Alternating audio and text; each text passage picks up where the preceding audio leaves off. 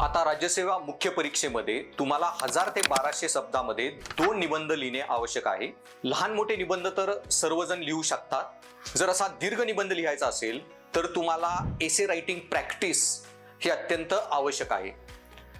एसे writing मध्ये excellence मिळवण्यासाठी 2 गोष्टी खूप महत्त्वाच्या आहेत। एक म्हणजे निबंध कसा लिहावा आणि त्यानंतर निबंधात काय लिहावे।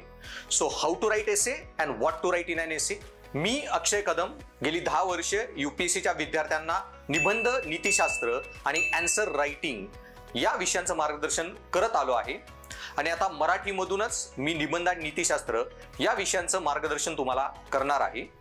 सो माझ्या निबंधाच्या ऑफलाईन ऑनलाईन क्लासेसमध्ये निबंध कसा लिहावा याचा मी 30-35 तास तुम्हाला मार्गदर्शन करणार आहे, ज्यामध्ये निबंधाची प्रस्तावना कशी करावी, निबंधाचे निष्कर्ष करण्याचे कुठले वेगवेगळे मार्ग असतात, निबंधाची जिस्ट सारांश कसा लिहावा, निबंधामध्ये डायग्राम कशा ऍड कराव्यात, निबंधाला बहुआयामी कसे बनवावे, निबंधाच्या विषयाशी सहमती कशी दर्शवावी, असहमती कशी दर्शवावी, निबंधामध्ये नेसेसरी सफिशियंट हायपोथेसिस किंवा क्लॉजेस कसे ऍड करावेत, निबंधामध्ये सोल्युशन्स कसे ऍड करावेत, निबंधामध्ये लिंकर्स कसे ऍड करावेत, अशा सर्व गोष्टींवर तुमचं सखोल प्रॅक्टिस मी करून घेईन।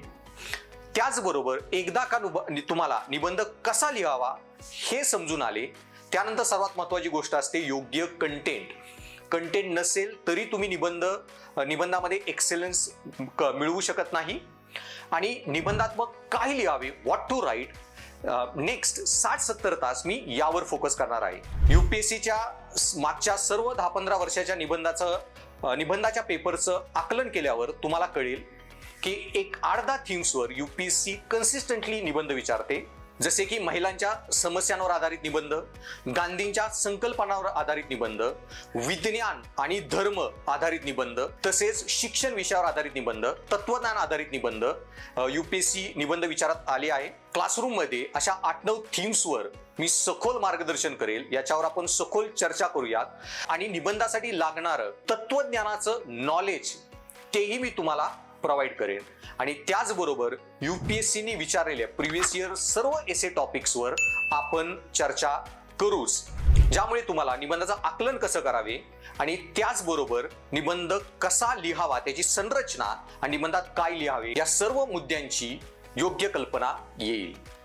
सो अधिक माहितीसाठी जॉईन करा माझा Telegram channel Darshanik MPSC by Kadam sir, subscribe करा माझा YouTube channel Darshanik MPSC by Kadam sir आणि कॉन्टॅक्टसाठी मला खालील नंबरवर संपर्क साधा।